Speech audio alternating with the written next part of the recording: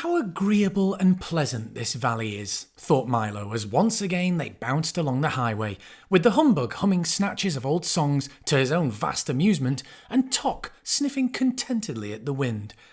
I really can't see what Dr. Discord was so concerned about.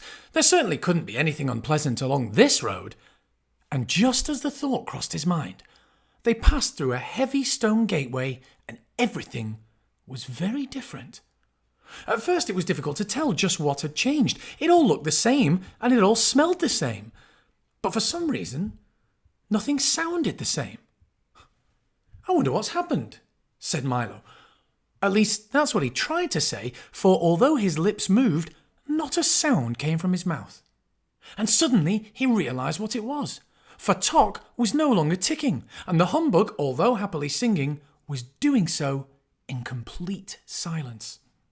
The wind no longer rustled the leaves, the car no longer squeaked, and the insects no longer buzzed in the fields. Not the slightest thing could be heard, and it felt as if, in some mysterious way, a switch had been thrown, and all the sound in the world had been turned off in the same instant. The humbug, suddenly realising what had happened, leapt to his feet in terror, and Tock worriedly checked to see if he was still keeping time. It was certainly a strange feeling to know that no matter how loudly or softly you chatted or rattled or bumped, it all came out the same way, as nothing. How dreadful, thought Milo as he slowed down the car. The three of them began to talk and shout at once, with absolutely no result, until, hardly noticing where they were going, they had driven into the midst of a large crowd of people marching along the road. Some of them were singing at the tops of their non-existent voices, and the others were carrying large signs which proclaimed, "Down with silence! All quiet is no diet! It's laudable to be audible! More sound for all!" And one enormous banner stated simply, "Hear, hear!" Except for these, and the big brass cannon being pulled along behind, they all look very much like the residents of any other small valley to which you've never been. When the car had stopped, one of them held up a placard which said, "Welcome to the Valley of Sound," and the others cheered as loudly as possible, which was not very loud at all. "Have you come to help us?" asked another, stepping forward with his question. "Please," added a third. Milo tried desperately to say who he was and where he was going, but to no avail. As he did, 4 more placards announced, "Look carefully, and we will tell you of our terrible misfortune." And while 2 of them held up a large blackboard, a third, writing as fast as he could, explained why there was nothing but quiet in the Valley of Sound. "At a place in the valley not far from here," he began, "where the echoes used to gather and the winds came to rest, there is a great stone fortress, and in it lives the Sound Keeper, who rules this land. When the old King of Wisdom drove the demons into the distant mountains, he appointed her guardian of all sounds and noises, past, present, and future. For years she ruled as a wise and beloved monarch, each morning at sunrise releasing the day's new sounds to be borne by the winds throughout the kingdom, and each night at moonset gathering in the old sounds to be catalogued and filed in the vast storage vaults below." The writer paused for a moment to mop his brow, and then, since the blackboard was full, erased it completely and continued anew from the top. "She was generous to a fault, and provided us with all the sound we could possibly use, for singing as we worked, for bubbling pots of stew, for the chop of an axe and the crash of a tree, for the creak of a hinge and the hoot of an owl, for the squish of a shoe in the mud and the friendly tapping of rain on the roof, and for the sweet music of pipes and the sharp snap of winter ice cracking on the ground." He paused again, as a tear of longing rolled from cheek to lip with the sweet salty taste of an old memory. And all these sounds, when once used, would be carefully placed in alphabetical order and neatly kept for future reference. Everyone lived in peace, and the valley flourished as the happy home of sound. But then, things began to change. Slowly, at first, and then in a rush, more people came to settle here and brought with them new ways and new sounds, some very beautiful and some less so. But everyone was so busy with the things that had to be done that they scarcely had time to listen at all. And as you know, a sound which is not heard disappears forever and is not to be found again. People laughed less and grumbled more, sang less and shouted more, and the sounds they made grew louder and uglier. It became difficult even to hear the birds or the breeze, and soon everyone stopped listening for them. He again cleared the blackboard as the humbug choked back a sob and continued writing. The soundkeeper grew worried and disconsolate. Each day there were fewer sounds to be collected, and most of those were hardly worth keeping. Many people thought it was the weather, and others blamed the moon. But the general consensus of opinion held that the trouble began at the time that rhyme and reason were banished. But no matter what the cause, no one knew what to do. Then one day, Dr. Discord appeared in the valley with his wagon of medicines and the bluish smoggy din. He made a thorough examination and promised to cure everyone of everything, and the soundkeeper let him try. He gave several bad-tasting spoonfuls of medicine to every child and adult, and it worked, but not really as expected, for he cured everybody of everything but noise. The soundkeeper became furious. She chased him from the valley forever and then issued the following decree. From this day forward, the Valley of Sound shall be silent. Since sound is no longer appreciated, I hereby abolish it. Please return all unused amounts to the fortress immediately. And that's the way it's been ever since, he continued sadly. There is nothing we can do to change it, and each day new hardships are reported. A small man, with his arms full of letters and messages, pushed through the crowd and offered them to Milo. Milo took one, which read, Dear Soundkeeper, we had a thunderstorm last week, and the thunder still hasn't arrived. How long should we wait? Yours truly, a friend. Then he took a telegram, which stated, Band concert great success. Stop. When may we expect the music? Stop. Now, you see, continued the writer, why you must help us attack the fortress and free sound. What can I do? Wrote Milo. You must visit the soundkeeper and bring from the fortress one sound, no matter how small, with which to load our cannon. For if we can reach the walls with the slightest noise, they will collapse and free the rest. It won't be easy, for she's hard to deceive, but you must try. Milo thought for just a moment, and then with a resolute, I shall, he volunteered to go. Within a few minutes, he stood bravely at the fortress door. Knock, knock, he wrote neatly on a piece of paper, which he pushed under the crack. In a moment, the great portal swung open, and as it closed behind him, a gentle voice sang out, Right this way. I'm in the parlour. Can I talk now? Cried Milo, happily, hearing his voice once again. Yes, but only in here, she replied softly. Now do come into the parlour. Milo walked slowly down the long hallway and into the little room where the soundkeeper sat listening intently to an enormous radio set, whose switches, dials, knobs, meters and speaker covered one whole wall, which at the moment was playing nothing. Isn't it lovely? She sighed. It's my favourite programme. 15 minutes of silence. And after that, there's a half hour of quiet, and then an interlude of lull.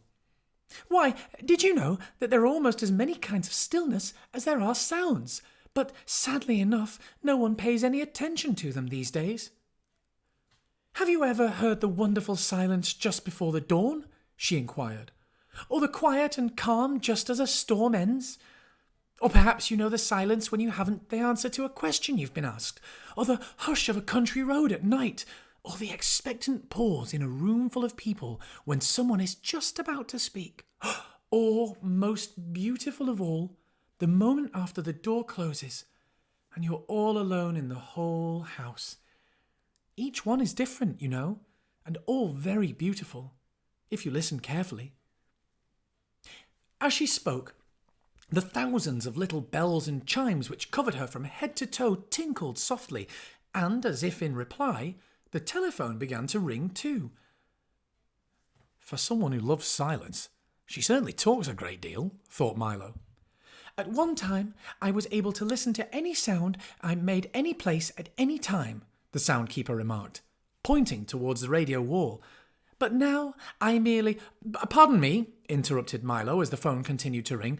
But aren't you going to answer that? Oh, no, not in the middle of the programme, she replied, and turned the silence up a little louder. But it may be important, insisted Milo. Not at all, she assured him. It's only me. It gets so lonely around here with no sounds to distribute or collect that I call myself 7 or 8 times a day, just to see how I am. How are you? He asked, politely. Not very well, I'm afraid. I seem to have a touch of static, she complained. But what brings you here? Of course, you've come to tour the vaults. Well, they're usually open to the public only on Mondays from 2 to 4, but since you've travelled so far, we'll have to make an exception. Follow me, please. She quickly bounced to her feet with a chorus of jingles and chimes and started down the hallway. Don't you just love jingles and chimes? I do, she answered quickly. Besides, they're very convenient, for I'm always getting lost in this big fortress, and all I have to do is listen for them, and then I know exactly where I am. They entered a tiny cage-like elevator and travelled down for fully 3/4 of a minute, stopping finally in an immense vault, whose long lines of file drawers and storage bins stretched in all directions, from where here began to where there ended, and from floor to ceiling. Every sound that's ever been made in history is kept here, said the soundkeeper, skipping down one of the corridors with Milo in hand. For instance, look here. She opened one of the drawers and pulled out a small brown envelope. This is the exact tune George Washington whistled when he crossed the Delaware on that icy night in 1777. Milo peered into the envelope and, sure enough, that's exactly what was in it. But why do you collect them all? He asked as she closed the drawer. If we didn't collect them, said the soundkeeper as they continued to stroll through the vault, the air would be full of old sounds and noises, bouncing around and bumping into things. It would be terribly confusing because you'd never know whether you were listening to an old one or a new one. Besides, I do like to collect things, and there are more sounds than almost anything else. Why, I have everything here from the buzz of a mosquito 1,000,000 years ago to what your mother said to you this morning. And if you come back here in 2 days, I'll tell you what she said tomorrow.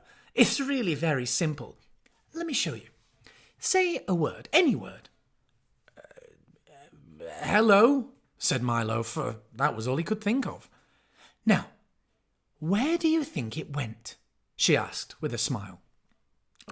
I don't know, said Milo, shrugging his shoulders.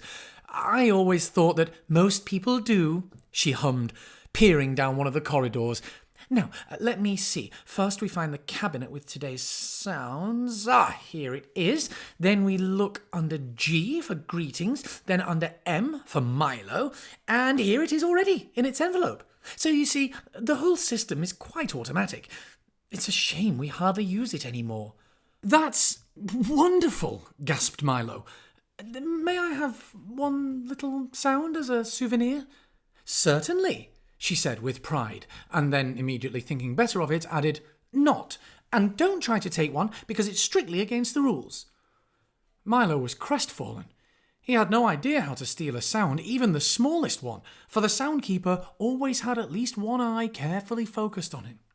Now for a look at the workshops, she cried, whisking him through another door and into a large abandoned laboratory full of old pieces of equipment, all untended and rusting.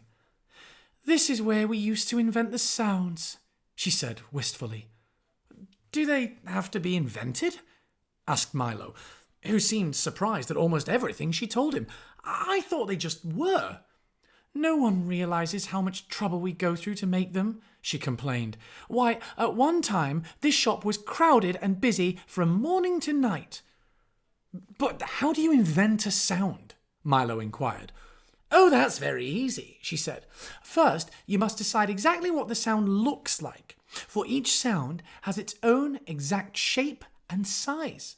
Then you make some of them here in the shop and grind each one 3 times into an invisible powder and throw a little of it into the air every time you need it."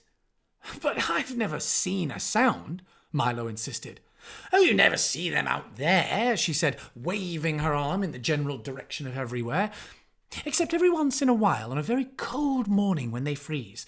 But in here, we see them all the time. Here, let me show you."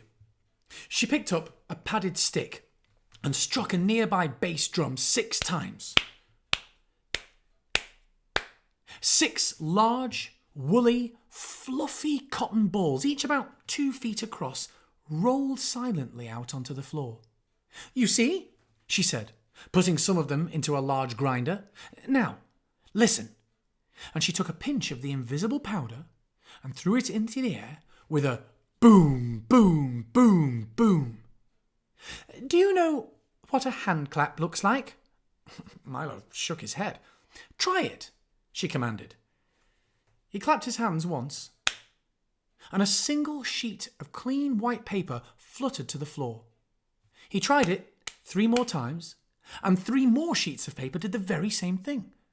And then he applauded as fast as he could, and a great cascade of papers filled the air. Isn't that simple? And it's the same for all sounds. If you think about it, you'll soon know what each one looks like. Take laughter, for instance, she said, laughing brightly, and 1,000 tiny, brightly coloured bubbles flew into the air and popped noiselessly.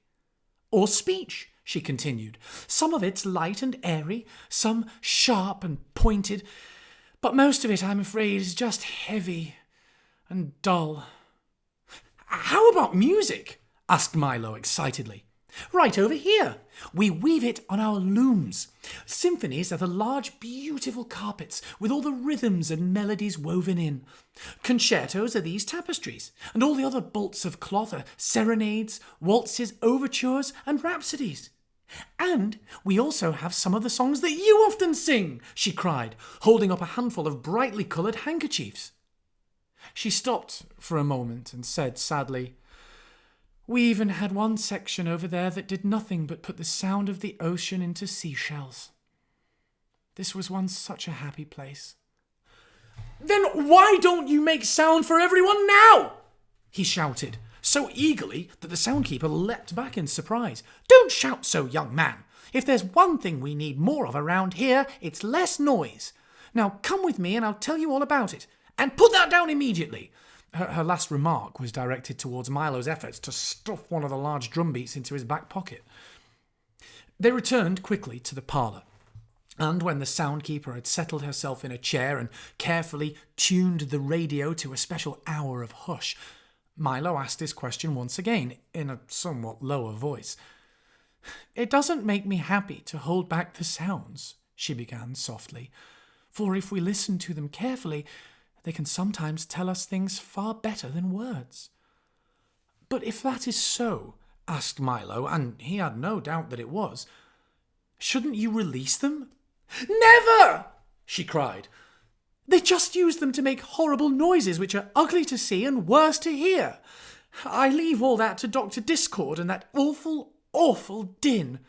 But some noises are good sounds, aren't they?" "That may be true," she replied stubbornly, "but if they won't make the sounds that I like, they won't make any." "But," he started to say, and it got no further than that. For, while he was about to say that he didn't think that was quite fair, a thought to which the obstinate soundkeeper might not have taken kindly, he suddenly discovered the way he could carry his little sound from the fortress. In the instant between saying the word and before it sailed off into the air, He'd clamped his mouth shut, and the but was trapped in his mouth, all made, but not spoken. "Well, I mustn't keep you all day," she said impatiently. "Now, turn your pockets out so that I can see you didn't steal anything, and you can be on your way." When he'd satisfied the soundkeeper, he nodded his farewell, for it would have been most impractical to say thank you or good afternoon, and he raced out of the door.